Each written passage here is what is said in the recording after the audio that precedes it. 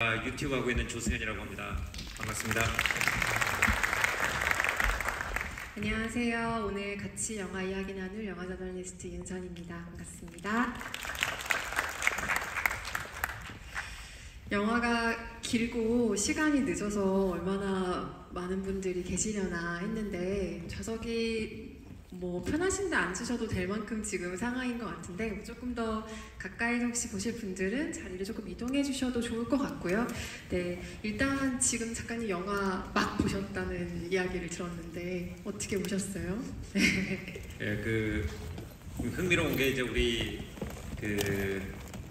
1960년대 대학을 다니던 분들이 저희 선생님들이었어요. 제가 미국에서 공부할 때. 근데 그때 그 선생님들을 보면 이제 젊었을 때는 허름한 옷을 입고 사회에 대한 어떤 책임감을 가지고 시위를 열심히 하시던 그 분들이 이제 나이를 먹었는데도 저 아버지 캐릭터처럼 좀 음주도 좀 과하게 하시고 그 당시 반항적으로 살던 모습을 못 버리는 분들이 그 당시 제가 90년대 미국에 다닐 때 많이 계셨어요. 그래서 아직도 막 학부모 해 오는데 저렇게 막 수염 기르고 머리 기르고 오시고 허름한 옷 입고 술 냄새 풍기고 담배 냄새 풍기고 오시면 이제 우리는 저분들 왜 저래? 저 딸 세대처럼 그런 기억이 있고 그럼 그분들이 옛날에 너네 그렇게 상업주의에 찌들어가지고 깨끗하게 이렇게 외모나 갖고 그렇게 사는 게 인생에 중요한 게 아니야 라는 잔소리를 하면은 꼰대! 이런 생각을 많이 했었거든요. 근데 이게 이제 어떻게 보면은 그 시대의 정신이 지금도 왜 중요한지를 다시 한번 상기시켜주기 위해서 만들어진 영화라고 생각을 했어요. 그래서 저는 이제 미국에서 고등학교 다닐 때 그 주변의 동네 어른들 예를 들어서 자급자족을 해야 된다고 저기다 오두막 지어놓고 직접 올가닉으로 농장 지어 먹으면서 슈퍼마켓에서 우리한테 식생활을 맡기면 안 된다라고 하던 국어 선생님이나 이런 분들이 이제 떠올라가지고 그분들이 어떤 생각으로 저렇게 사셨는지를 좀 이해할 수 있게 되는 그런 좀 개인적인 부분이 있었습니다. 네, 좀 구체적인 영화 이야기는 지금부터 차차 나눠보도록 하고요. 폴 토마스 앤더슨 감독의 이름값과 그리고 레오나르도 디카프리오, 숀 펜 등의 배우들을 기대하고 또 이 영화를 보신 분들도 계실 것 같고요. 저는 이 영화의 방점을 찍자면 당연히 폴 토마스 앤더슨 감독이었고요. 여러 미국에서 현존하는 정말 훌륭한 감독들이 있지만 동시대에 가장 좀 미국적인 아젠다를 이야기하는 감독 중에 한 명으로 반드시 거론되어야 할 이름이 폴 토마스 앤더슨이 아닌가 합니다. 많이들 아시겠지만 1970년대에 미국의 포르노 산업을 배경으로 한 부기나이트라는 영화를 만들었고 이후에 19세기 말과 20세기 초 미국이 이룬 탐욕에 대한 은유를 또 빗댄 데올비 울러드라는 걸작이 있었죠. 또 시대가 남긴 사람들이 가졌던 어떤 상흔을 파헤치는 작업도 이 사람은 게을리하지 않았는데 대표적으로 2차 세계대전 이후에 미국이 가진 정서적인 갈증 그리고 상흔에 대한 탐구인 마스터라는 걸작이 있죠. 그리고 히피 세대의 허무주의를 그린 인히어런트 바이스라는 영화가 마치 이 영화와 나란히 붙어있는 짝패 같은 느낌을 주는 작품인데 미국의 역사 속에서 미쳐버리고 때로는 좀 길을 잃기도 하고 그런 영혼들을 항상 영화를 통해 바라보는 작업을 하는 감독이기도 합니다. 그리고 마침내 이번 영화가 우리 앞에 당도를 했는데요. 특정 시대를 넘어서 특정 이념을 넘어서 권력자들이 계속해서 바뀌고 정당도 계속해서 바뀌지만 그럼에도 불구하고 왜 사람들을 향한 억압은 지속되는가, 왜 우리 사이의 갈등과 전투는 계속되는가를 탐구하는 영화라는 인상이 일단 처음으로 영화를 보고 들었고요. 기존 필모그래피를 모두 통틀었을 때도 가장 본격적인 추격 액션 장르에 좀 도전한 영화가 아닌가 하는 인상이 있었습니다. 소재 자체는 약간 논쟁적일 수 있고 정치적일 수도 있는데 그걸 마냥 분노하고 냉소적인 관점으로 바라보는 대신에 캐릭터를 따라서 동시대성의 의제들을 기반으로 한 좀 시의적절한 상업 영화로 완성해냈다는 점이 이 영화를 완성한 좀 가장 큰 성취가 아닐까 싶고요. 무엇보다 이 인류애를 기반으로 한 인간적인 면모들을 발휘했다는 점, 정말 폴 토마스 앤더슨식의 낙관주의를 전 이 영화를 통해서 본 것 같다는 인상이 있었고요. 느슨하게 원작이 된 작품에 대해서는 제가 조금 이따가 이야기를 드릴 텐데 영화를 보면서 이거 왠지 연도가 본격적으로 제시되진 않았지만 명시되진 않았지만 좀 트럼프 집권 이후의 이야기인 것 같다라고 느끼신 분들도 있으실 것 같아요. 그런데 영화는 트럼프 행정부가 재집권하기 이전에 이미 촬영을 마친 영화입니다. 그러니까 사실 현재의 상황을 보고 만든 영화는 아니라는 뜻인데요. 하지만 현재 미국의 상황과 좀 강렬하게 공명하고 있다라고 느끼시는 분들이 많을 것 같아요. 그렇게 느끼셨다면 무엇 때문일까요? 뭐 얼마 전에 그 우리나라 그 많은 분들이 가 계시던 그 공장을 미국의 이민국 그 IC가 딱 저런 모습으로 이제 미국의 대형 SUV를 탄 무장한 경찰들이 와르르 내려가지고 그분들을 체포하는 모습을 우리 한국인들도 얼마 전에 사실은 그 텔레비전을 통해서 봤기 때문에 저렇게 이제 특정한 인종이나 특정한 나라에서 온 이민자들이 모여 있는 곳을 저렇게 무장 경찰이 습격하는 모습은 아마 지금 우리가 뉴스에서 굉장히 자주 보는 모습이라서 현재 모습을 떠올릴 수밖에 없는 부분이 분명히 있을 것 같아요.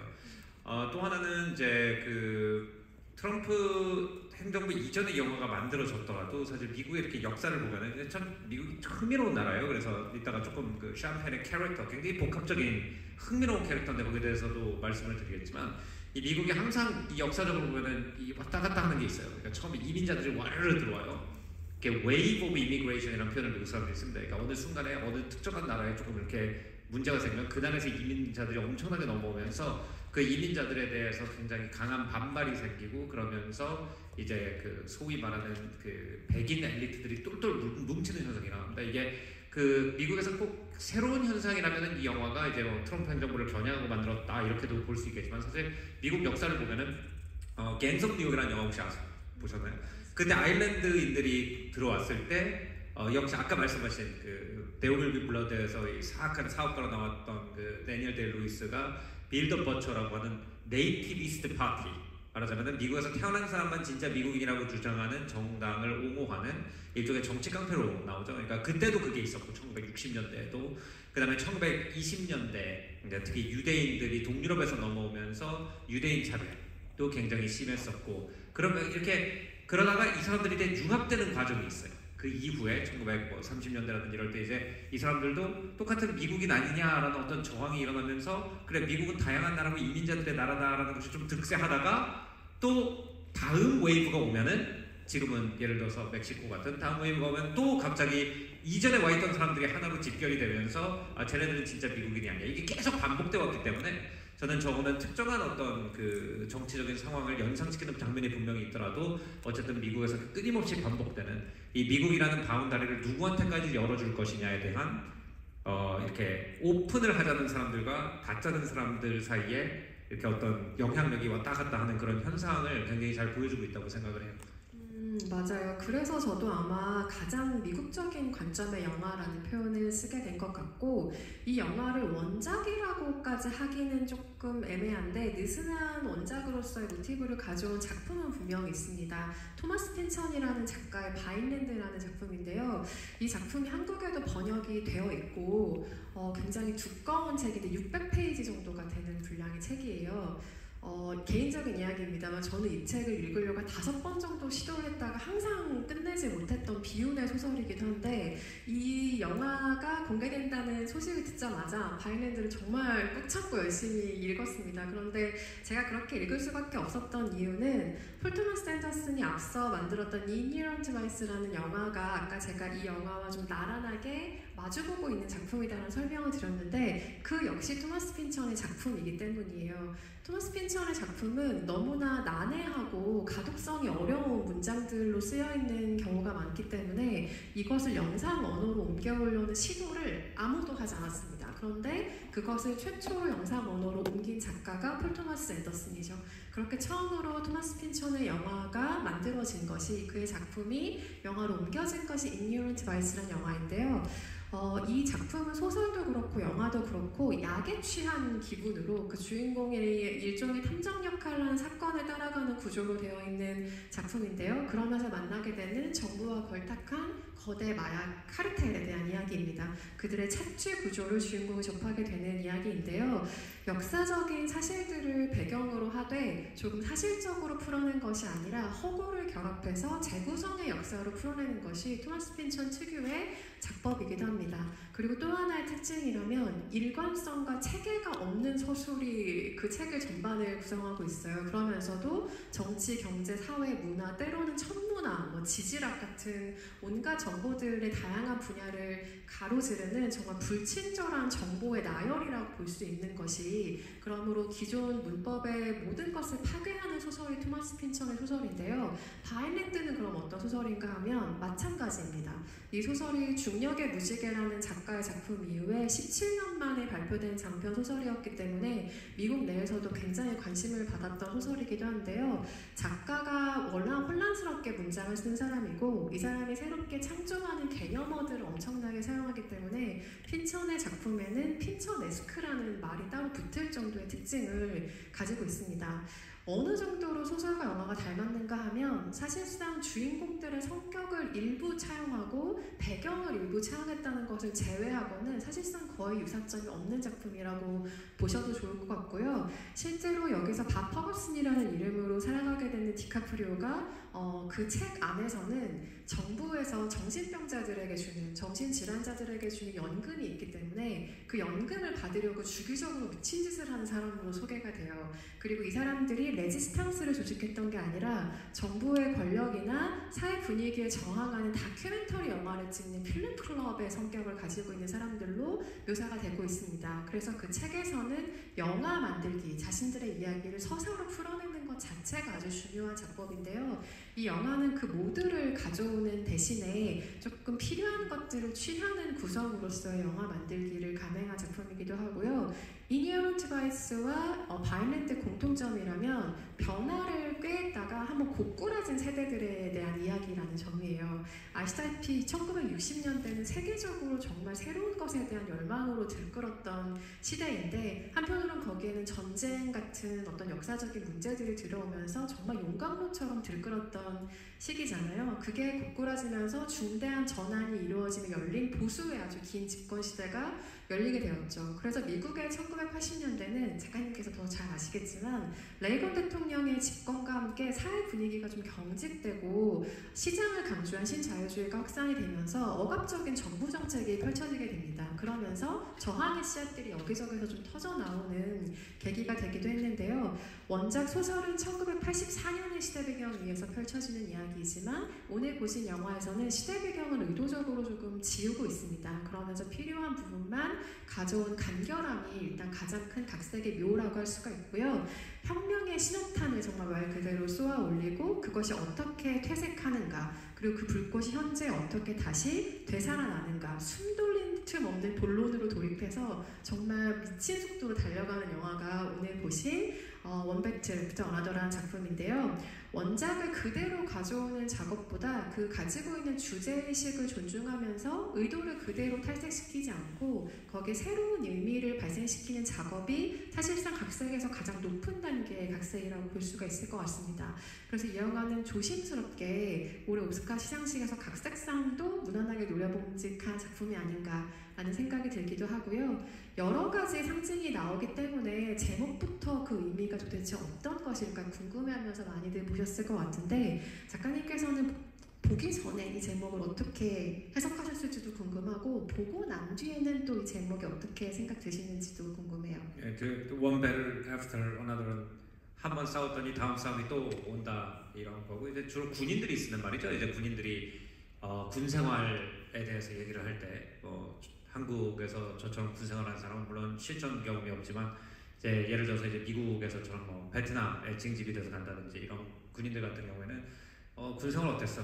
한 전투가 끝나서 간신히 살아남으면 그 다음에 또 다음 전투에 나가라고 하더라고. 그래서 One Battle After Another이라는 표현을 쓰는데 여기서는 이런 것 같아요. 이제 그 흐름을 보면은 이게 시대별로 약간 이제 미국 사람들, 미국에서 생활을 하거나 미국 역사에 관심 있는 사람들 보면은 이게 몇 개의 이제 그 싸움들이 있어요. 그러니까 처음에 이제 우리가 굉장히 이렇게 확 눈에 띄는 싸움은 뭐냐면 일단 처음에 그 우리가 알고 있는 펄피디아라고 하는 펄피디아 베버리 힐즈라고 하는 캐릭터가 사실 많은 미국인들한테는 엔젤라 데이비스라고 하는 1970년대 흑인 여성 운동을 이끌었던 사람을 연상시키는 제스처라든지 옷차림이라든지 말투라든지 아니면은 레토릭을 가지고 있습니다. 그래서 1950년대 60년대에 처음에 그 흑인과 백인의 벽을 돌파하기 위해서 싸웠던 그 배틀이 하나 있었고 그 다음에 이제 거기에 그 보면은 이제 조금 더 그 배틀이 있었다는 걸 상기시키는데 이제 몇십 년이 지났는데 한 16년이 지났다고 되어 있지만 사실은 엔젤라 데이비스의 시대와 그 한 세대를 일부러 잘라냈어요. 그 제가 조금 이따 자세히 좀 말씀을 드리고 싶은데 원래는 사회 의식이 굉장히 강했던 시대가 있었고 미국에 그 다음에 우리 세대가 있었습니다. 우리 세대는 돈만 벌면 된다는 세대였어요. 그리고 그 세대가 있고 그 다음에 지금 다시 사회 의식을 가진 세대들이 자라나고 있는데 여기 보면 그게 아빠 딸 세대로 되어 있는데 사실은 할아버지와 딸 세대죠. 미국에서 보면은. 그래서 이제 그 시대에 여러 가지 싸움들이 나타나고 이게 여러 가지를 통해서 암시가 돼요. 예를 들어서 그 아버지가 이제 딸이 잡혀가는지 모르고 이제 그 대마초를 피우고 마약을 하고 이제 술을 먹으면서 보고 있는 영화가 있습니다. 바텔 다이지에라는 영화인데 그 프랑스의 그 학생 운동에 굉장히 큰 영향을 준 영화죠. 그러니까 프랑스의 이제 드골 대통령이 이제 원래 장군이었던 대통령이 이제 알제리가 독립을 선언하려고 하자 그 알제리를 탄압했던 내용을 가지고 이제 프랑스의 그 영화가들이 영화를 만들었는데 프랑스가 자유의 나라라고 하지만 그 당시에 저 영화가 프랑스에서 상영 금지가 됐습니다.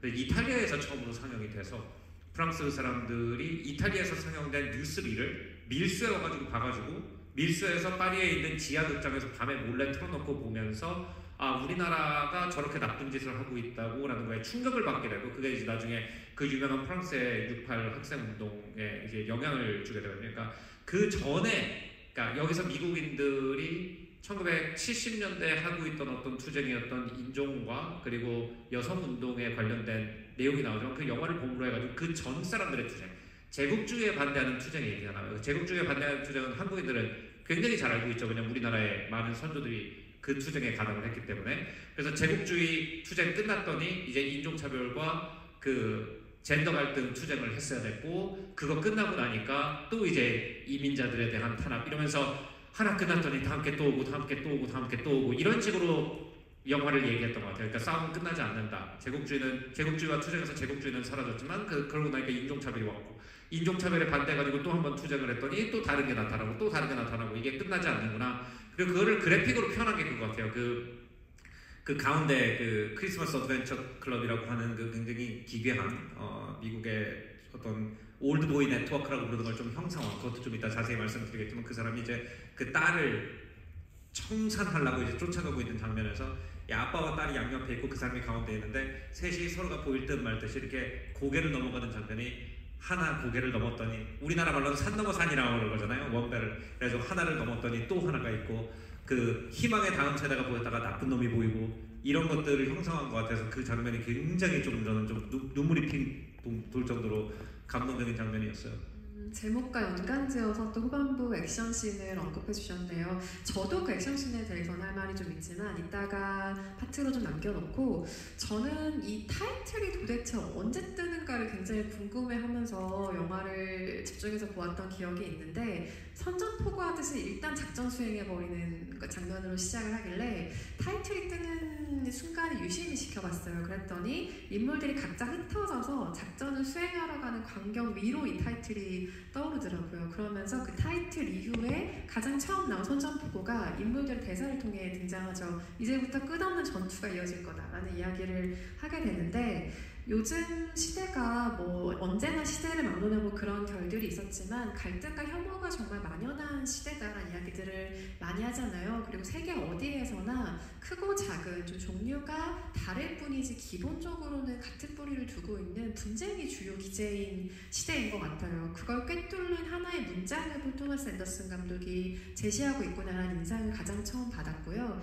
작가님 말씀하신 것처럼 하나의 싸움이 끝나면 또 다른 싸움을 해야 하고 끝없는 전투에 나서야 하는 게 우리의 역사적인 운명인가 세계인들이 맞닥뜨린 운명인가 라는 생각을 하게 되면 보면서 아, 또 싸움인가? 라는 탄식에 가까운 문장으로 이 타이틀을 보고 있다가 영화를 보면서 그 의미가 점점 제 안에서 바뀌는 걸 저는 느꼈어요. 그 안에서 그 너머의 미래를 보게 하는 어떤 시선이 영화에 있는데 달라질 수 있는 가능성의 외침으로써 어느 순간 이 제목이 보이기 시작하면서 싸움은 그래 지속되겠지만 우리는 사랑으로 싸울 거야. 그리고 인본주의적인 시선을 견제할 거야. 그것만이 우리가 당도할 수 있는 미래의 가장 큰 가능성이야 라는 이야기를 끝내는 하고 있는 작품이구나 하는 생각이 들었고 아무래도 이 가능성을 감지하게 된 것은 윌라라는 존재 때문이기도 한데 다음 세대를 위한 영화처럼 느껴지는 측면이 바로 윌라의 캐릭터 때문에 나오는 것 같아요. 다음 세대에 대한 어떤 이야기들을 어느 정도로 영화에서 읽어내셨나요?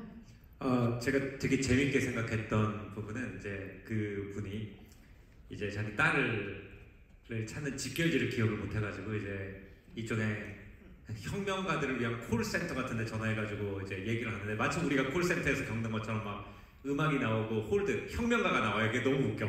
홀드를 하고 있는데 혁명가가 나오고 막 옛날 60년대 그 학생운동가들이 부르던 혁명가가 나오면서 홀드를 하는데 그 전에 있던 사람이 우리나라에 뭐 이렇게 MZ 오피스라든지 이런 거 보면 약간 Z세대들 말도 비꼬는 거 있잖아요. 그런 식으로 전화를 받습니다. 이 혁명가가. 그래서 이제 처음에 이제 미국 Z세대들이 뭐 예를 들어서 세이프 스페이스라는 거를 되게 중요시해요. 그래서 자기 감정이 상처받지 않는 어떤 세이프 스페이스 안에 누가 들어와서 갑자기 뭐 욕을 하거나 아니면 자기를 비방하는 말을 하면은 내 바운다리나 내 세이프 스페이스 안에 들어온 발언을 했으니까 나가줄래요? 막 이런 표현하면 이제 윗세대들이 미치거든요. 그래서 그런 장면을 딱 보여줬어요. 그래서 막 You're in my space right now. Could you get out? 막 그러니까 너 누구야? 윗사람 바꿔! 막 이렇게 이제 이런 그 우리나라에서 약간 MZ 세대들 비꼬는 코미디에 나올 만한 장면이 나오죠. 그래서 이제 드디어 자기 동료를 딱 바꿨는데 갑자기 카메라가 탁 켜졌는데 그 콜센터에서 그 전화를 받았던 혁명가가 알고 보니까 아랫세대가 아니라 더 나이가 많은 사람이었어요. 그래서 이런 식으로 약간 세대 갈등을 한번 비틀어가지고 표현하는 그런 부분도 저는 좀 재밌다고 생각을 했고 더 중요한 건 이거 같아요. 이제 그 그 바타이 달주의 그 분이 영화를 보낸 그 시대부터 시작해가지고 한 1950년대 말에 이제 미국에서는 비트닉이라고 하는 사람들이 알란 기르스버그라든지 이런 사람들이 이제 그 미국의 끊임없는 제국주의 전쟁에 대한 막 비판적인 시를 쓰고 프랑스에서는 이제 우리나라가 알제리 독립을 뭐 막고 있다고 이런 거를 학생들이 알게 되면서 이제 국내에서 이제 우리나라랑 좀 이런 결이 다르죠. 왜냐면 우리나라는 이제 제국주의에 대한 반항이라는 게 남의 나라가 우리나라를 침략하는 것을 막으려고 하는 반항이었다면 이제 유럽이나 미국에서는 자기네 나라가 제국주의 국가라는 걸 깨닫고 우리가 왜 이러고 있지 남의 나라한테라고 하면서 이제 학생들이 그 운동을 했던 그게 한 1950년대 후반에서 시작해서 한 1975년 정도 끝나거든요. 그래서 이 그룹 이름이 프렌치 75라는 게 좀 재밌는 것 같아요. 그래서 이제 아까 말씀드린 부기 나이트 같은 것도 옛날에 보편적인 도덕관념에 얽매이지 않고 뭔가 우리는 지금은 음란물이라고 부르는 거를 통해 가지고 남녀가 꼭 결혼이라는 틀이 아니라도 자연스럽게 자기 육체를 표현할 수 있다는 걸 하던 세대여서 갑자기 이제 그 1980년대 미국이 보수적인 어떤 그 도덕주의로 돌아서면서 그 사람들이 갑자기 막 은행 대출이 안 나오고 갑자기 이제 그 성인 배우들끼리 만나가지고 어떤 그 시상식을 하던 것도 갑자기 사람들이 이제 맨 마지막에 그 되게 유명한 성인 배우가 그 어떤 사람이 포르노를 만드는 사람한테 우리는 대출을 못 줍니다. 그러니까 눈물을 흘리면서 I'm not a pornographer, I'm an actor. 그러면서 끝나는 게 그 부기나이트의 약간 핑하는 장면이잖아요. 그래서 그게 이제 돌아선 그 세대가 있고 그 다음에 이제 제가 경험했던 미국이었어요. 그게 뭐였냐면은 개인주의. 사회 탓하지 마라. 다 너가 마음 먹으면 누구나 할 수 있다. 스티브 잡스 봐라, 빌 게이츠 봐라. 저 어린 나이에 대학도 안 나와도 저렇게 할 수 있지 않냐. 저는 이제 거기에 젖어가지고 자랐던 세대고 근데 지금 이 영화가 약간 말하는 건 그렇게 해가지고 너네가 그렇게 개인주의로 가가지고 너만 잘 먹고 잘 살아는 세대가 한 20년 됐더니 이제 미국이 어떻게 됐는지 봐. 약간 이런 거를 보여주려고 한 것 같아요. 자, 20년 동안 안 했어? 그리고 너는 저렇게 그 딸이 그렇게 얘기하잖아. 우리 아빠 그냥 편집증인 줄 알았다고. 그래서 저렇게 저도 그렇게 생각했거든요. 그 전 시대 그 히피 시대 미국 선생님들 보면은 막 직접 농사지어서 먹고 이런 사람들 보고 왜 저래? 이랬었는데 그래 너네가 우리를 이해 못했지. 그래서 20년 30년 동안 권력에 대한 아무 저항이 없었어 미국이. 그래 이제 어떻게 됐는지 봐라. 한 번 더 나가야 되지 않겠니? 약간 요런 메시지였던 것 같아요. 그래서 이게 그 딸이 어떻게 보면 우리같이 자라고 있는 딸이 제가 한 세대를 뛰었다고 하는 게 저는 이미 40대이기 때문에 저는 이제 구할 수가 없고 그래서 세대를 압축시켜 놓은 것 같아요. 이제 저는 이제 나가서 싸우기가 좀 나이가 좀 있고 그래서 일부러 이 히피 시대가 마치 85년인 것처럼 이렇게 묘사를 해서 아직 그 부모 세대가 그 세대인 것처럼 설정을 만들어 놓고는 그 부모 세대를 보고는 저 사람은 왜 이렇게 왜 핸드폰도 못 쓰고 뭐 하는 거야? 라고 하다가 자기가 한번 그 실체를 알고 나니까 나도 나가야겠구나 라는 걸로 끝나는 이런 거였던 것 같아요. 그래서 저는 사실은 어떤 면에서는 그 가운데 한 80년생부터 한 95년생 사이에 그런 저항의 맥이 끊겼다는 거를 조금 그 비통해하는 영화가 아닌가. 차라리 그 중간 세대가 좀 빨리 왔다면, 그 중간에 그 약간 아까 말씀하신 너무 평화롭고 너무 경제가 좋고 너무 자기만 노력하면 잘 먹고 잘 살던 시대가 좀 짧았다면 이런 혁명에 대한 어떤 인식이라든지 저항에 대한 관념이 빨리 다음 세대로 넘어가지 않았을까라는 아쉬움 같은 게 좀 들어있는 영화라고도 생각을 했습니다. 폴 토마스 앤더슨한테 물어보지 않아서 잘은 모르겠지만 저는 그 원작에 끌렸던 가장 큰 이유가 이게 아버지와 딸의 서사이기 때문이었을 거라고 생각을 해요. 그게 어떤 세대 간의 단절과 다시 연결되는 그 소통의 과정을 밝히기에 가장 좋은 관계성이기도 하고 실제로 북미 에스콰이어에서 디카프리오가 한 인터뷰를 참고를 하면 세대 간의 단절에 대한 이야기라고 일단 이 출발을 보았고 딸과 아버지가 서로 어떻게 관계를 맺는지 그리고 다음 세대와 우리가 어떻게 다른 세상에 살고 있는지를 알아가는 이야기라고 파악을 하고 이 작품에 출연을 결정했다고 하고요. 사실 이 남자가 별로 믿음직스러운 구석이 없잖아요. 어떻게 보면 좀 최악의 아버지라고 할 수도 있을 것 같고 만약에 올해 아버지상 같은 게 있다면 이 남자는 평생 뭐 탈 일이 없을 것 같은 정도로 한심한 구석이 있는 사람인데 그럼에도 딸을 구하기 위한 여정에 이 남자가 뛰어들죠. 그것은 어떤 특별한 마음이 아니라 딸의 곁에 그냥 있고 싶다, 있어주고 싶다라는 것 하나만으로 포기하지 않는 여정을 가는데 저는 이 여정이 왜 감동적이었냐면 이 사람은 혁명가로서 실패한 사람이잖아요. 물론 그 레지스탕스 안에서도 아주 뭐 굉장한 기득권의 역할을 했던 것 같진 않지만 어쨌든 이 사람이 무언가를 바꾸고 싶어서 혁명가로 했던 일보다 훨씬 위대하게 과거와 화해하고 그에게는 어쨌든 실패했다는 과거의 트라우마가 남을 수밖에 없는데 과거를 청산하고 혹은 받아들이고 다음 세대를 마주하는 용기를 내고 있는 이야기로 결국은 수렴되기 때문인데요.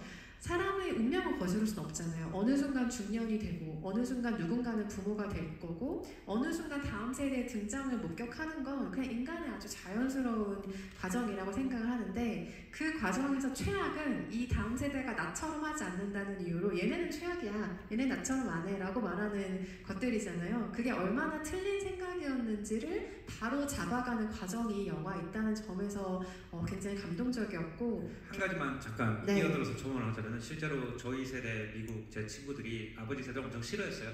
왜냐면 아버지들이 이제 젊었을 때는 되게 뭐 저렇게 혁명하실 때는 멋있었을지 모르겠으나 아까 그 어머니도 보면 이제 나는 세상을 바꿔야 되는데 아기가 태어나니까 이게 문제가 되잖아요. 좀 걸림돌이 되잖아요. 그래서 이 어머니는 자꾸 이제 나가시잖아요. 그죠?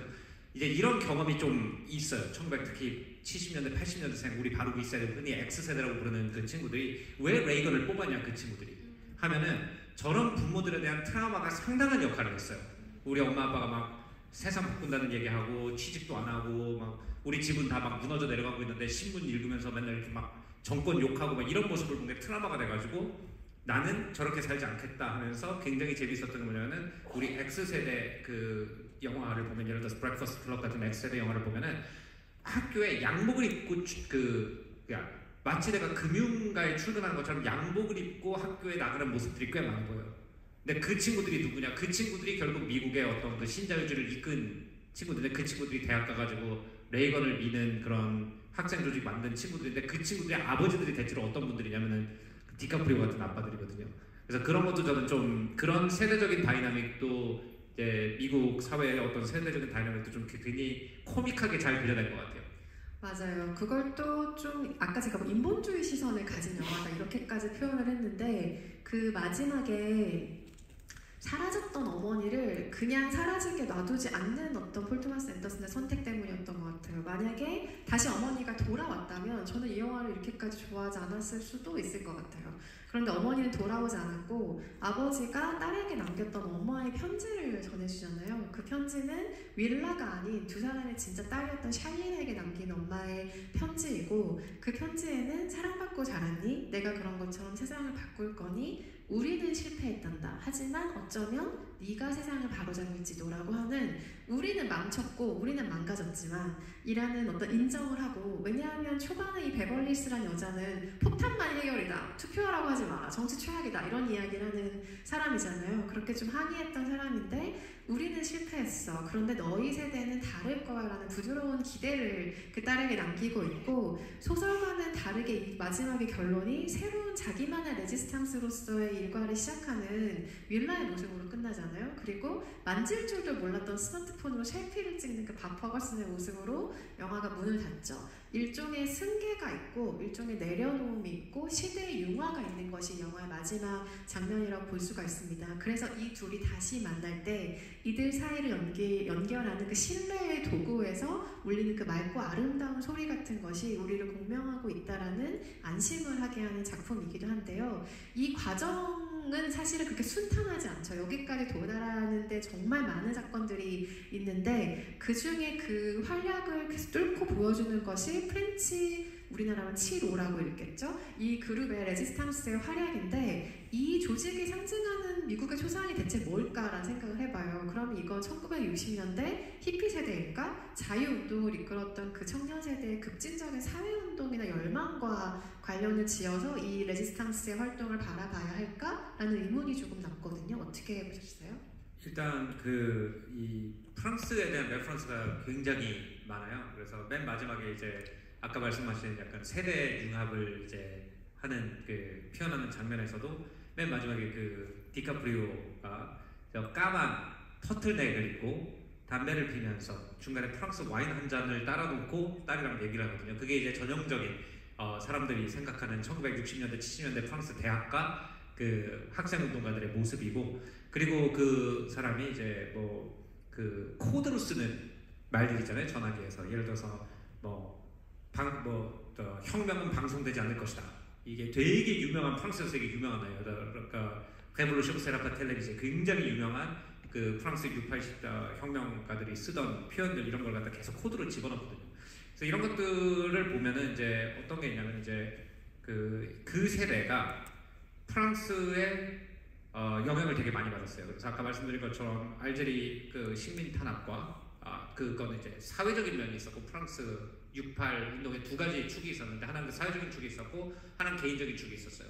진짜로 그게 크게 터진 거는, 한국 분들한테 얘기하면 좀 어이없었는데, 그 프랑스 대학 기숙사에서 혼숙을 막았기 때문에 사실은 혁명이 대대적으로 터지거든요. 그래서 내가 내 여자친구랑 같이 성인으로서 같이 기숙사에 오겠다는데 네가 왜 막아? 라고 하면서 이제 약간 터졌던 그런 것들이 있어서, 개인적인 자유의 면이 있고 이제 사회적인 운동의 측면이 있는 그런 운동이 여러 가지 면에서 세계 청년들한테 다른 이유로 어필했기 때문에 이게 세계적으로 퍼져나가서 미국도 그렇고 일본의 동경 학생운동에도 영향을 주고 뭐 이런 여러 가지 그 시대가 있었죠. 근데 이 시대가 사실 이제 그 당시 보면은 굉장히 이게 1970년대가 되면서 굉장히 폭력적인 형태로 퍼져나가는 경우가 많아요. 그러니까 60년대만 해도 학생들이 다 같이 하나가 돼가지고, 그래서 전 처음에 했던 문장이 왜 이게 75년인지 생각을 했어요. 68이 아니고. 그죠? 근데 75년은 혁명이 실패한 게 거의 드러나가지고 이제 서양 문화가 사회운동에서 쾌락주의로 변해가는 시기거든요. 그리고 근데 겉으로는 이긴 것 같아 보였던 시기예요.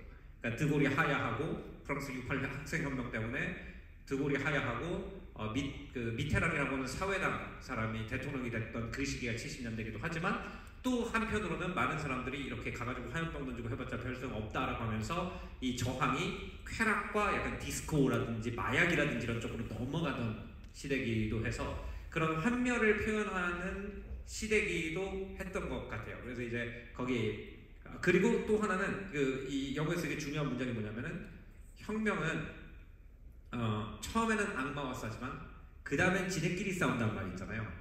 그게 1970년대가 되면은, 1960년대는 큰 적들이 있었죠. 제국주의가 가장 큰 적이었고, 우리나라가 약소국에 가지고 이렇게 폭탄 떨어뜨리고 사람 죽이네, 이거 반대하자, 이거를 가지고 대부분 선진국의 대학생들이 뭉쳤었는데, 1970년대가 되면 이 셀이 되게 많아져.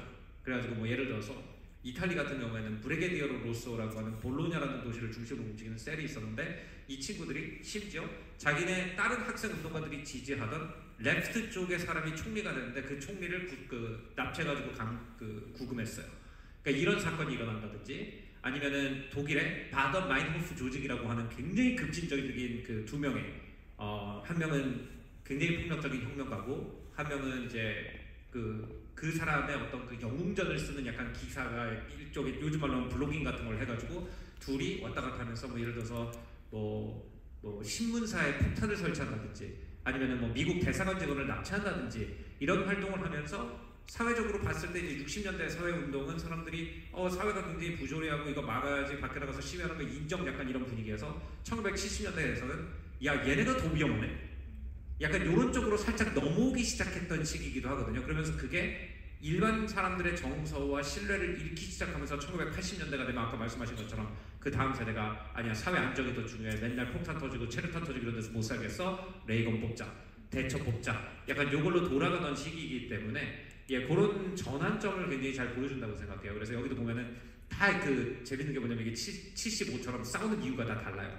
그래서 보면은 한 명은 블랙 파워 얘기하고 있고 이제 한 명은 페미니즘 얘기하고 있고 어떤 사람은 제국주의나 파시즘 얘기하고 있고 어떤 사람은 뭐 이런 다 싸우는 이유가 달라지고 셀이 이렇게 나눠져 있는 그리고 굉장히 급진적이고 거의 군사화되어 있는 레지스탕스를 보여주는 거는 제가 생각할 때 약간 이게 아까 말씀하신 폭력의 극단으로 가서 저항이 폭력의 극단으로 가서 실패와 환멸로 가기 직전의 상태를 보여주고 있다고 생각해요. 그리고 그게 어떻게 보면은 좀 처음에 보면은 되게 북이나이트 역시 감독하신 분이라서 그런지 그 혁명에서 오는 희열을 사회적 목적으로도 쓰지만 사실은 어떤 쾌락적 자극제로 쓰는 모습을 많이 보여주거든요. 그게 이제 1970년대에 좀 모습과도 연관이 되어 있는 것 같고 이런 것들을 좀 많은 것들을 상기시키는 디바이스라고 생각합니다. 그 레지스탕스의 반대편에 서 있는 스티븐 제이 록조라는 아주 문제적인 인물과 또 크리스마스 모험가 클럽으로 대변되는 이 두 축이 사실상 이 영화의 가장 팽팽한 대결을 이루는데요. 이 사람들이 하는 말은 사실상 굉장히 궤변이죠. 인종 정화의 의무가 자기들에게 있고 세상을 안전하고 순수하게 만들어야 한다는 자의적인 의무를 가지고 있다라고 자기들의 역할을 규정하는 문제적인 집단이 등장을 하는데 이 스티븐 록조의 캐릭터는 원작에도 있어요. 이름이 조금 다르지만 브룩이라는 연방검사의 캐릭터로 등장을 하고 여기서는 또 액도르라는 그 마약 단속반을 하는 그 주인공을 계속 추적하는 사람도 나오지만 그 캐릭터를 약간 느슨하게 합쳐놓은 것 같은 캐릭터로서의 한 명이 바로 션 펜이 연기하는 록조라는 캐릭터인 것 같고 원작에서도 그 아내에게 그러니까 밥 퍼거슨의 아내에게 어떤 뒤틀린 성적인 매력을 감지하고 둘이 계속 육체관계를 얽히는 과정이 등장을 하긴 합니다. 하지만 이걸 이런 식으로 희화화시켜서 영화에서 표현을 할 줄은 사실 몰랐는데요. 이 캐릭터들을 미국의 새로운 백인 민족주의라든지 아니면 지금 미국에서 극우 세력이 득세하는 것과 어떻게 연결해서 이 문제적인 집단들을 캐릭터를 바라볼 수 있을까요? 미국에서 이런 집단은 아까 이게 트럼프 당선 전에 만들어졌다고 얘기하신 것처럼 새로운 집단이 전혀 아니고요. 미국의 역사와 끊임없이 함께했던 그러니까 미국이 되게 좀 이 스스로를 정의하는 게 굉장히 어려운 나라예요. 그러니까 기본적으로 영국에서 사람들이 넘어왔을 때 이 사람들도 영국에서 사람들이 넘어가지고 이제 미국에 정착했을 때 이미 어떤 사람들이 살고 있었고 네이티브 아메리칸들이 살고 있었고 그리고 네이티브 아메리칸이 캐릭터가 끝에 가서 굉장히 중요한 역할을 하죠.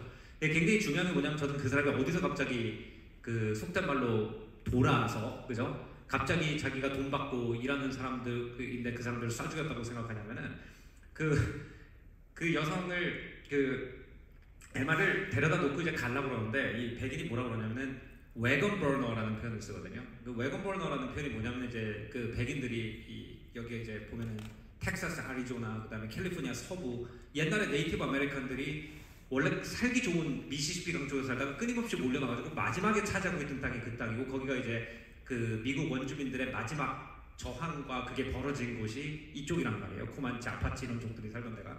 근데 이쪽에 이제 백인들이 이제 금을 찾아서 캘리포니아로 가면서 이렇게 쭉 이제 미시시피부터 여기 사이에 먹고 살 게 별로 없다라고 그냥 딱 봐도 그러니까 그 가운데 포장마차라고 하는 우리가 왜 서북에서도 이렇게 높은 이런 마차를 타고 이렇게 가는데 이제 네이티브 아메리칸들이 보니까 이 사람들 자꾸 지나다니면 여기 우리 땅 뺏기겠는데 그래서 이제 이 마차 그 외건 캐러반을 공격하기 시작해요.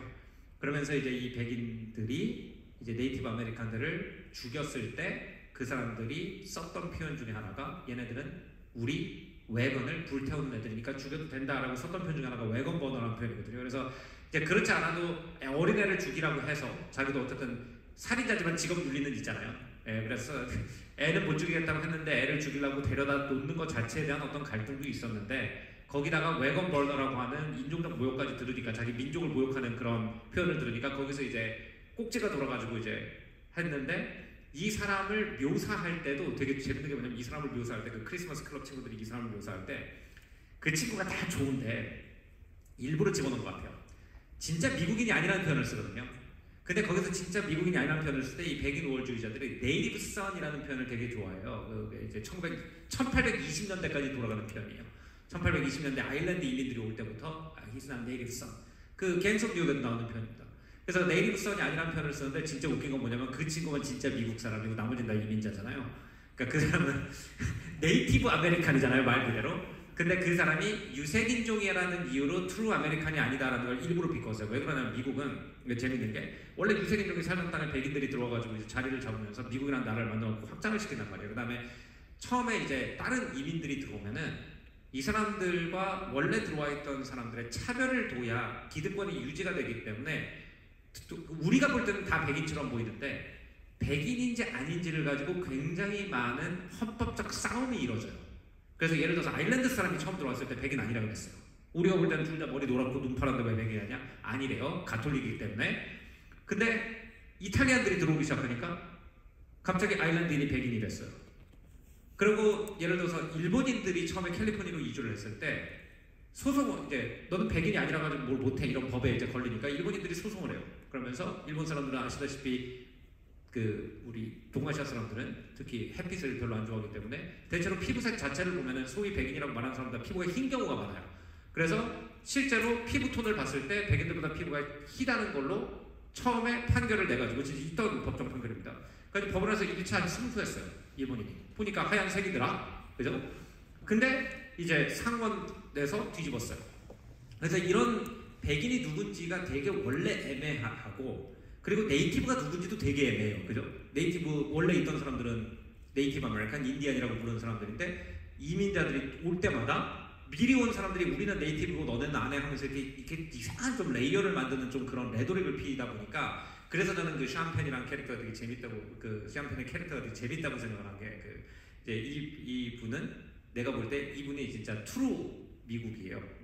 그러니까 사실은 혼혈 자식도 있고 그리고 사랑하는 사람은 흑인 여성이고 자기가 평생 가장 사랑했던 사람은 그리고 사실 이 흑인 여성의 강렬한 파워에 어떤 좀 이렇게 가학적인 사랑을 했던 사람이에요. 심지어는 그죠? 근데 이게 리얼리티인데 그죠? 이게 어떻게 보면 미국이라는 나라의 리얼리티이기도 하고 전부 다 혼혈이고 전부 다 섞여있고 전부 다 이민자로 만들어져 있는 나라인데 이거를 거부하려고 하는 그 모습이 있잖아요. 이거 자체가 어떻게 보면은 미국의 한 부분의 모습인 것 같아요. 그러니까 우리는 뭐 예를 들어서 트럼프를 지지하는 분들이 리얼 아메리칸이 누구고 아니다라고 얘기하는 것과 그 전에 레이건 지지자들이 그랬던 거나 그 이전에 뭐 앤드류 잭슨 지지자들이 그랬던 거나 뭐 끊임없이 있고 심지어는 그레이트 개츠비의 그 보면은 그 소설 버전을 보면은 영화 버전 나왔는지 모르겠어요. 그 영화를 보셨으니까 그것도 디카프리오 나오는 영화잖아요. 그때 이제 그 데이지의 그 남편 탐 뷰캐넌이 이렇게 누워가지고 책을 읽고 있어요. 그래서 처음에 이제 데이지가 들어가가지고 무슨 책 읽어 그랬더니 너 그거 알아? 이제 백인이 없어진대. 1920년대 배경입니다. 백인이 없어진다. 그래서 백인이 어떻게 없어져 그랬더니 자 다른 유색인종들이 미국에 너무 많아져가지고 다 같이 결혼을 하면은 이제 백인이 흑인이고 아시아 사람이 누군지 몰라가지고 백인이 멸종한대. 이거 우리가 막아야 돼라고 얘기하는 게 그 사람이 아이빌리그를 나온 미국의 기득권 꼭대기에 있는 사람의 말투로 묘사가 돼요. 그 소설에서 1920년대예요. 지금 2020년대죠. 그러면은 예를 들어서 미국에 살고 있는 아시아 분들이나 이런 사람들한테 진짜 one battle after another 이죠. 그죠? 1920년대 그 개츠비에 나왔던 차별적인 발언이 영화에 그대로 나와요. 1920년대에 쓰여진 소설이고 2025년에 만들어진 영화인데 여기서도 괴리가 없고 2025년에도 괴리가 없어요.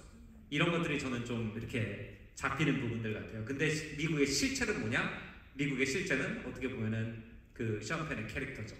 그죠? 서로 다른 인종들이 와가지고 사랑하고 혼혈자식을 낳아가지고 만들어진 나라인 거에 미국의 실체인데 그 실체를 부인하려고 하는 그 모습, 그 실체를 부인하기 위해서 자기가 낳은 자식까지 죽이려고 하는 모습이 제가 생각할 때는 그 되게 좀 비극적으로 느껴지는, 그러니까 어떤 이념을 만들어내기 위해서 실제를 죽여야 하는 그 모습이 굉장히 좀 그런 특정한 이념에 빠져 있는 사람의 비극이 아닌가 생각이 돼요. 저는 쇼팽 처음 등장해서 정말 충격받았거든요. 여러분도 아마 같은 생각이셨을 거란 생각을 하는데 덜 떨어진 군인 인형 같은 연기를 왜 저렇게 잘하지라는 생각을 하면서 아마 스탠리 큐브릭의 닥터 스트레인지라고 좋아하시는 분들은 거기에 등장한 잭 리퍼 장군의 캐릭터를 엄청나게 떠올리셨을 것 같아요. 거기 그 장군도 엄청난 파시즘을 가진 사람이고 미국의 신성한 혈통을 공산주의자들이 오염시키려고 한다. 그러니까 우리는 핵무기를 써야 된다라고 미친 주장을 펼치는 사람인데 이 캐릭터를 좀 느슨하게 차용을 한 것이 아닐까, 좀 오마주를 바친 게 아닐까라는 생각이 들 정도의 캐릭터인데 그 크리스마스 모험가 클럽을 만나러 가려고 엘리베이터를 타서 빗에 이렇게 침을 발라가지고 몇 안 되는 머리카락을 넘기는 장면이 있잖아요. 그 장면이 등장하자마자 저는 강렬하게 예감했습니다. 오스카 나무주연상은 올해는 쇼펜의 것이다 라는 생각을 하게 됐고, 쇼펜의 캐릭터는 리코리시 피자에서도 폴 토마스 앤더슨이 굉장히 기이하게 비튼 캐릭터로 묘사를 한 바가 있죠. 참 캐릭터 묘사를 재미있게 하는 사람인데 저는 그 밀라를 마지막에 제거하기 위해 온 그 크리스마스 모험가 클럽의 가장 마지막에 등장하는 팀이었나요? 라는 그 남자가 있잖아요.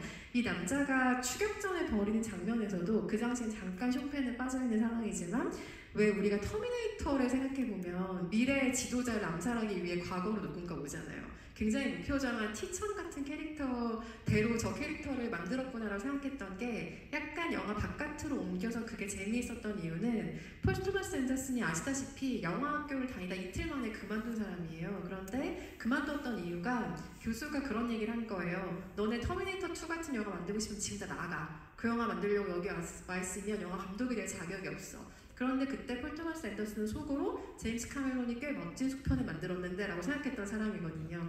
그런 생각을 했던 사람이기에 아마도 그런 식의 인장들을 일부러 이 영화에 좀 심어 넣었다라는 의심마저 하게 하는 좀 재미있는 변형이 있는 것 같고, 사실 폴 토마스 앤더슨 감독이 훌륭한 영화를 만드는 것에 비해서 상복이 진짜 없는 감독이에요. 여태까지 오스카 트로피가 하나도 없는 정말 말도 안 되는 이력의 소유자인데 2022년 오스카에서 리코리시 피자가 3개 부문에 올랐지만 수상이 다 불발됐고요. 팬텀 스레드, 데얼비 블러드로 작품상, 감독상 후보에 올랐고 이니어런트 바이스 같은 경우 뭐 매그놀리아, 북이나이츠 다 각본상 후보에 올랐는데 단 한 번도 오스카를 가져가지 못했습니다. 그래서 이 영화가 쇼펜 혹은 폴 토마스 앤더슨에게 상을 안겨줄 것인가, 물론 상의 수상 여부가 이 영화의 어떤 진가를 따지는 기준이 절대로 될 수는 없겠지만 그런 기대를 좀 가지게 보게 되는 캐릭터이기도 했던 것 같습니다.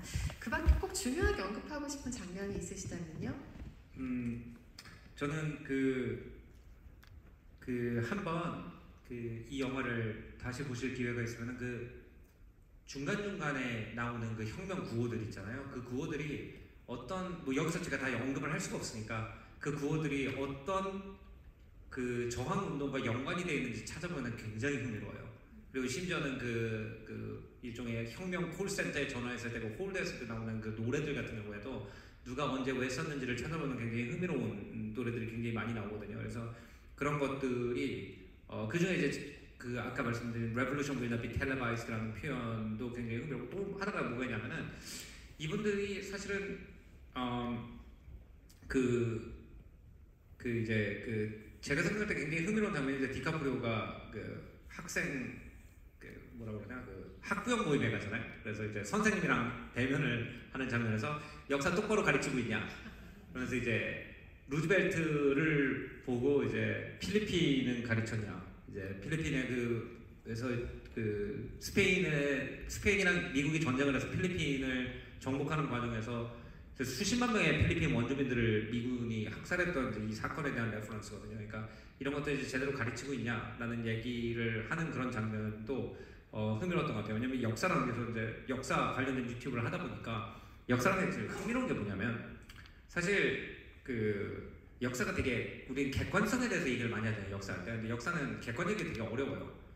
그게 누가 역사를 왜곡해서나 그런 게 아니고 실제로 역사를 100% 객관적으로 쓰려고 그러면 지금 5천만 명의 대한민국 사람들이 시시각각 뭐 하고 있는지를 다 써놔야 돼요.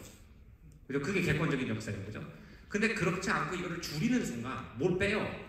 그럼 그 뭘 뺐다는 건 뭐예요? 어떤 누군가가 뭐를 안 중요하다고 생각했던 거예요. 그 순간 시각이 들어가요. 그죠? 그러니까 우리 사람들은 대부분의 사람들이 이제 제가 역사책을 많이 읽다가 깨달은 게 그건데 많은 사람들이 역사 왜곡이라고 그러면 대체로는 누군가가 사실이 아닌 말을 쓰면 역사 왜곡일 거라고 생각을 하는데 사실 역사는 왜곡을 할 필요가 없을 정도로 창의적인 과목이에요.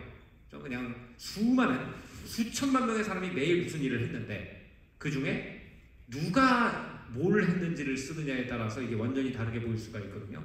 그러니까 뭐 예를 들어서 제가 좀 극단적인 예를 하나 들어가지고 제가 뭐 예를 들어서 일제강점기 때의 역사를 썼는데 친일파들 얘기만 써놨어요.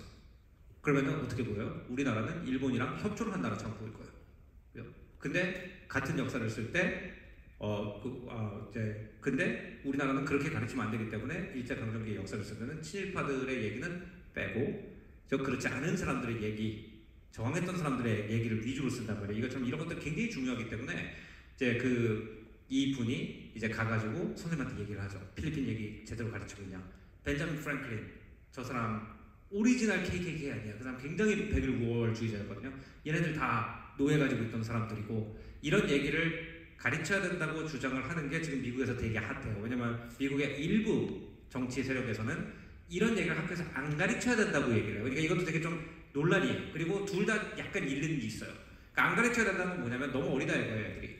그렇기 때문에 일단 내가 사는 나라에 대해서 자부심을 가지게 한 다음에 애국심을 배양시켜 놓고 나중에 대학교 가서 야 우리나라가 그래도 훌륭한 일을 많이 했지만 이런 오점도 있었어 라고 가르쳐야지 사람들이 자기 나라의 자부심을 가지고 그걸 고쳐나가려고 그러지 12살, 13살짜리 애들한테 우리 선조들은 필리핀 가지고 원주민 죽였고 벤자민 프랭클린이랑 우리 헌법 만든 사람들 다 노예 데리고 있었고 이러면은 애들이 국가에 대한 신뢰 자체가 생기겠냐라는 것도 저는 굉장히 밸리드한 관점 중에 하나라고 보고 또 하나는 이제 어렸을 때부터 제대로 이런 걸 또 가르쳐야 세상이 나라가 하는 일이라고 해서 무조건 옳은 일이 아니라는 걸 애들이 비판적인 시각으로 받아들일 거 아니냐. 이게 지금 미국에서 굉장히 논란이거든요. 그래서 미국 뉴스 보면은 어떤 주랑 어떤 학부모랑 소속해가지고 무슨 어떤 책을 갖다가 학교에서 다 치우고 막 난리 났어요. 미국에서 지금 어떤 학부모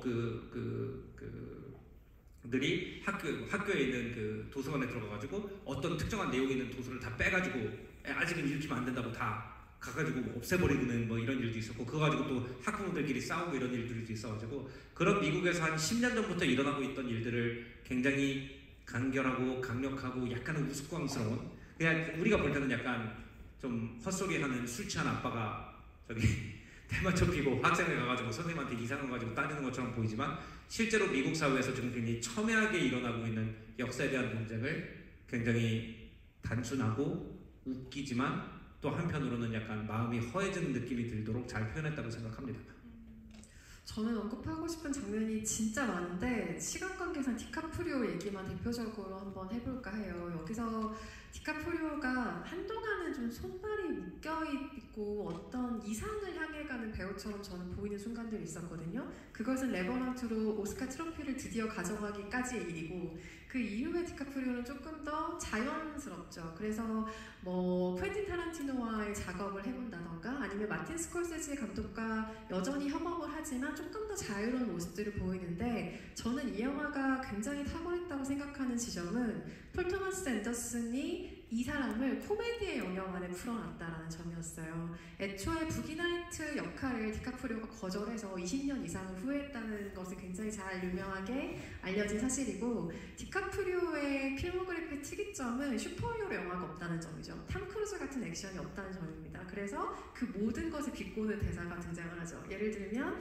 경찰에게 끌려갔을 때 이름을 얘기하라는 장면에서 하필이면 엉엉 울면서 배트맨, 피터 파커 뭐 이런 이름을 대잖아요. 그것은 이 사람의 필모그래피에 한 번도 없었던 영역을 코미디로 건드는 것이기도 하고, 센세와 함께 달려가다가 차에서 뛰어내려야 할 때 하필이면 이런 대사라죠. 자유가 뭔 줄 알아? 두려움이 없는 거야. 망할 톰 크루즈처럼 이런 이야기를 하면서 뛰어내리는 지점은 사실상 이걸 연기하는 배우가 디카프리오이기 때문에 가능한 것이기도 하고요. 아까 언급하신 장면, 디카프리오의 거의 아모 도르마무죠. 몇 시인가요? 라는 질문을 계속해서 듣게 되는 그 장면에서 여기서는 그 질문에 답하지 못하는 과거의 혁명가라는 틀 안에서 굉장히 자유로운 코미디 연기를 보여줍니다. 그러니까 마치 잘못된 관료주의가 혁명가들에게도 영향을 미치고 있다는 어떤 예시같이 보이기도 하는데요. 밥 퍼거슨은 실은 혁명가도 아니고 장모님에게 혁명가의 피가 흐르는 우리 집에서 자네는 걸림돌이네, 내 딸과 헤어지게 같은 소리를 듣는 사람이긴 하지만, 그리고 딸의 논바이너리 친구도 전혀 이해하지 못하는 좀 시대적 감수성도 떨어지는 사람이고,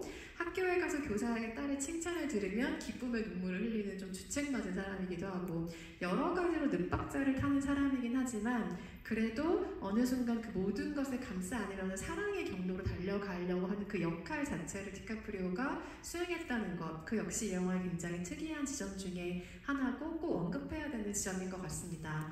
그 밖에 언급해야 될 장면이 5조 5억 개가 있지만 이 자리에서 도저히 지금 시간 관계상 이야기를 할 수가 없겠네요. 그리고 시간이 거의 다 끝났다는 충격적인 소식을 제가 지금 접했는데요. 혹시 한 분 정도면 정말 죄송합니다. 작가님께 혹시 영화 어떻게 보셨는지 궁금하신 점 같이 나눠주고 싶으신 분이 계실까요? 있으시면 한 분 정도 이야기를 들어보고 마무리하겠습니다. 없으실까요?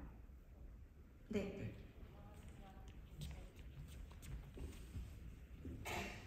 안녕하세요. 함께 영화 이야기 나누기 있어서 너무 좋습니다. 저한테는 이 영화의 흐름이 조금 빠르게 느껴지긴 했었는데, 제가 궁금했었던 것 중에 하나가 이제 이름은 잘 기억 안 나는데 나중에 그 파티에서 딸내미 구해오는 그 전 조직원, 그리고 그 분이 딸을 데리고 갔었던 그 수녀원에 있었던 그 약간 센 수녀님들, 이분들의 역할적인 거나 흐름에서의 어떤 의미인지 제가 잘 이해가 안 돼서 한 번쯤 여쭤보고 싶었어요. 그게 이제 유럽의 전통 중에 sanctuary라는 전통이 있어요. sanctuary는 말 그대로 성역이라는 뜻인데, 기본적으로 유럽의 그 저항의 역사를 보면 옛날에 왕정 때 뭐 예를 들어서 이 종교에 예를 들어서 그 마녀 사냥 같은 거에 반대하던 이런 분들이 이제 예를 들어서 사람에 쫓기잖아요. 그러면 그냥 수녀원이나 수도원에 가가지고, 영화에 자주 나옵니다. 문을 막 때리면서 sanctuary, sanctuary 그러면은 수녀들이 여성들의 조직이지만 그 사람들이 가지고 있던 어떤 신성함이나 어떤 순수함 때문에 그 안에 들어오는 사람은 원래 왕의 군대가 그 안에 못 들어간다는 전통이 있었어요. 그래서 항상 그 유럽에 보면은 왕한테 저항을 하던 어떤 사람이 반란군이 될 수도 있고, 그냥 역정모의를 한 사람도 거기에 이제 숨어 지내면서 뭐 나쁜 다음 역정모의를 꾸미기도 하고, 아니면 거기서 이제 뭐 글을 쓰기도 하고, 이런 장면이 굉장히 많이 나오는데, 이제 이분들은 이제 그 거기에서 나오는 수녀님들과 다르게 이제 모던 수녀님들이죠. 그래서 이제 그 옛날 혁명가들이어가지고 좀 이제 좀 그 센 수녀님들인데, 어쨌든 그리고 되게 재밌는 게 또 하나의 포인트는, 거기 보면 이제 그 마리화나를 키운다고 나오잖아요. 근데 이것도 되게 흥미로운 부분이 이 수녀님들이 하던 일 중에 하나가 약초를 키우는 일이었어요, 옛날부터.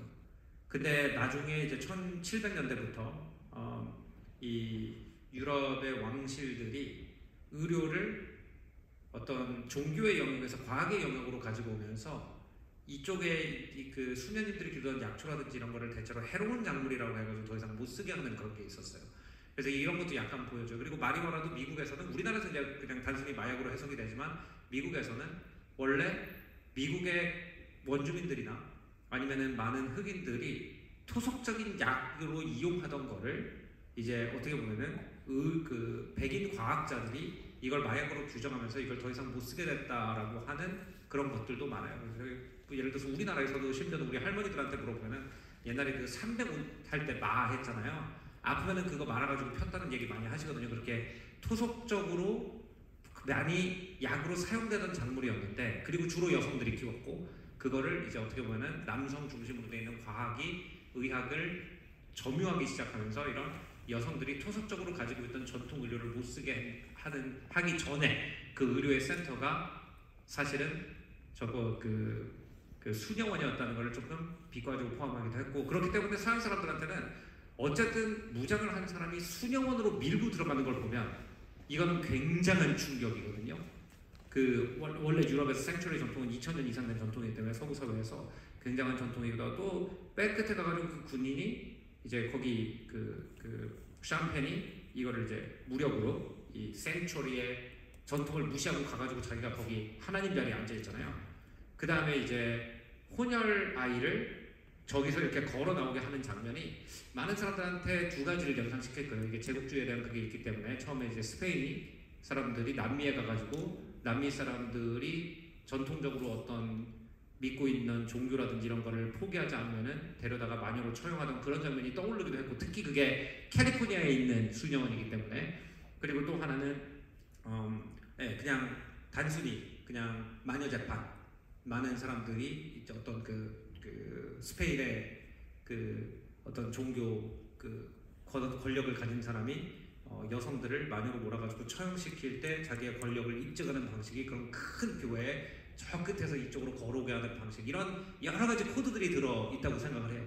근데 기본적으로 원래는 이 생츄리 전통이, 그리고 프렌치 75와도 이어지는 게 뭐냐면, 드골이 이제 학생들이 막 거의 엄청난 폭동 비슷한 학생 저항운동을 일으켰을 때 얘네들을 그냥 가가지고 싹 쓸어버리지 못했던 이유가 그 생츄리의 전통을 대학이 물려받았어요, 유럽에서.